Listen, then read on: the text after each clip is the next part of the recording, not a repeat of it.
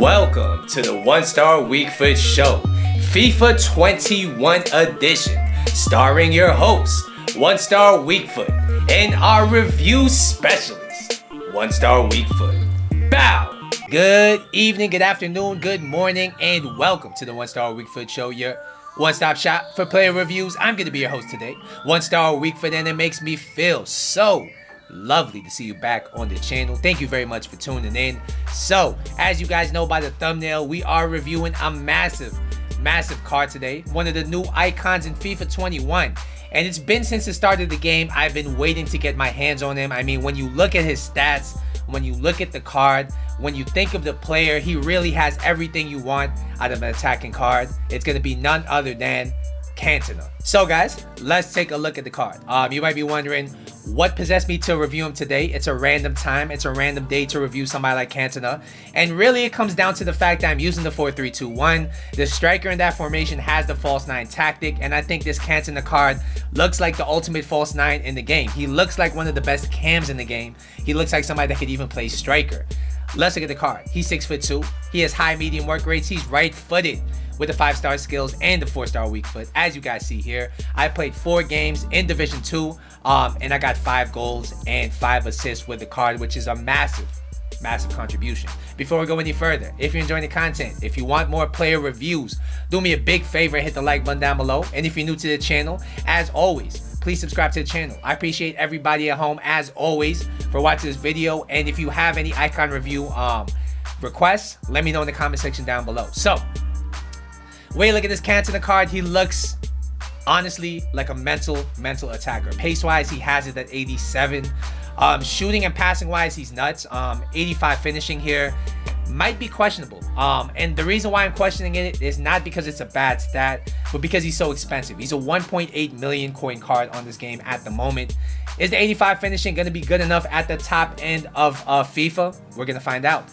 His long shots look really nice though. Passing-wise, he looks like an absolute beast, an absolute playmaker.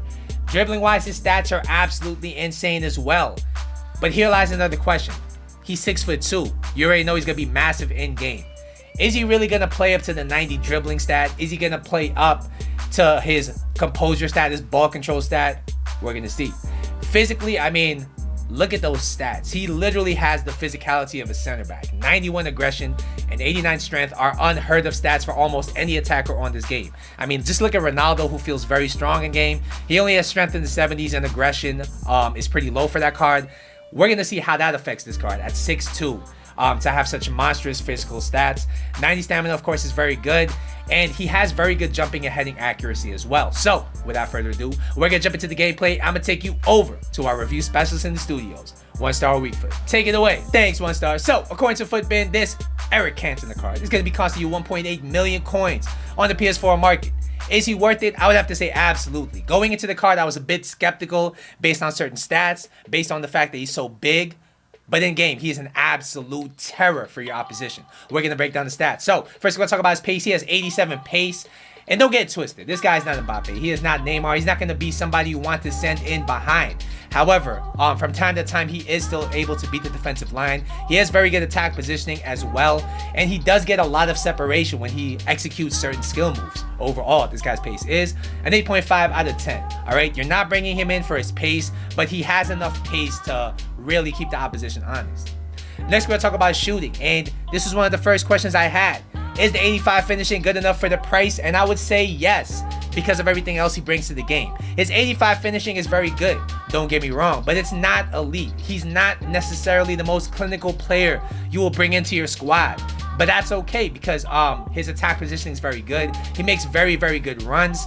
And honestly, he gets himself into very dangerous positions where all he has to do is hit the shoot button. And even if he had less than 85 finishing, he'd finish it. But it's something to keep in mind if you want to play him at striker. I don't think he has a striker's finish. His long shots were notably very good. And it's not only the fact that his long shots were very accurate, it's the fact that they were very high in shot power as well. It's really because of his 92 shot power. Overall, this guy's shooting is an 8.5 out of 10. He has a very good finish, don't get me wrong, but as far as clinicality, he's not quite at that level yet.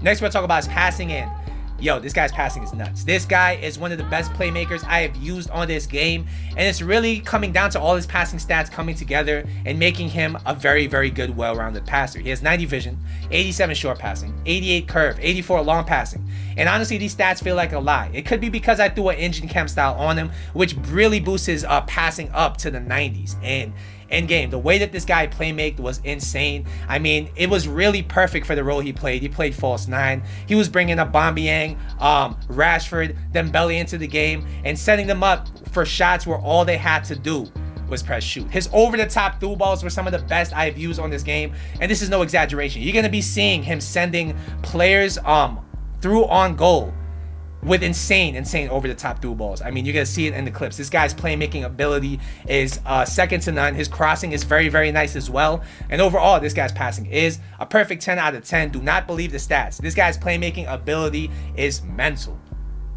Next, we'll talk about his dribbling, and this is another question I had about this card. At 6'2", and I'm pretty sure most of you guys have played against Cantona, so you know he's a big player. How's he gonna feel on the ball? And this is where he really shines. This is what makes him very unique. At such a big height, at such a big weight, I have never in any FIFA used somebody who at the same time feels so smooth on the ball. I mean, this guy is just a tank that's hard to possess. He feels very quick to turn for somebody of his stature. But where he really shines is not necessarily his agility and balance, but his ball control, his dribbling, his 5-star skills. He executes them very, very well. And he feels like, I think the best way to describe it is he feels like he has a giant force field around him. It's because of his physical, his agility, his balance. He feels untackleable at times. And you can just chain together 5-star skill after 5-star skill after 5-star skill, and he's extremely sticky. The ball will stick to him. Eventually, you'll score. Overall, this guy's dribbling is a 9.5 out of 10. Don't get it twisted. He is not quite at the agility level of Neymar, but for somebody so big, I have never felt a card that felt so good on the ball.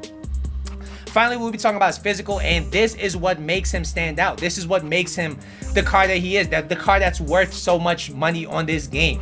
And it really comes down to his 89 strength, 91 aggression. Like I said, he feels untackleable at times. I mean, it feels like he literally has a giant force field around his giant stocky body, and honestly, if I was defending Cantona, I would have a hard time getting the ball off him, and it's really down to his physical. He has 90 stamina, and another underrated part about this card is that he wins every single header. So if you don't know what to do, if you're being pressed, you can literally just lob the ball to him. He'll win it, and because he has such good passing ability, such good heading accuracy, he'll flick it on, and I got a lot of assists just doing that. This guy is such an impactful player on this game. A lot of it comes down to his physical, which I have to rate a 9.5 out of 10.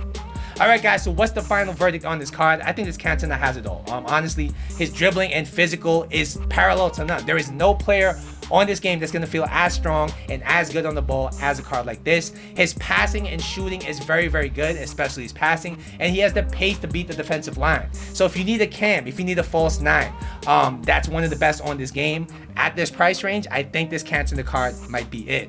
Overall, I gotta give him a 9.5 out of 10. He exceeded my expectations, and I really enjoyed the card. Alright guys, so that's gonna be my Eric Cantona review. Hopefully you guys at home enjoyed it. Once again, do not forget to like and subscribe. I will see you guys in the next episode, but until then,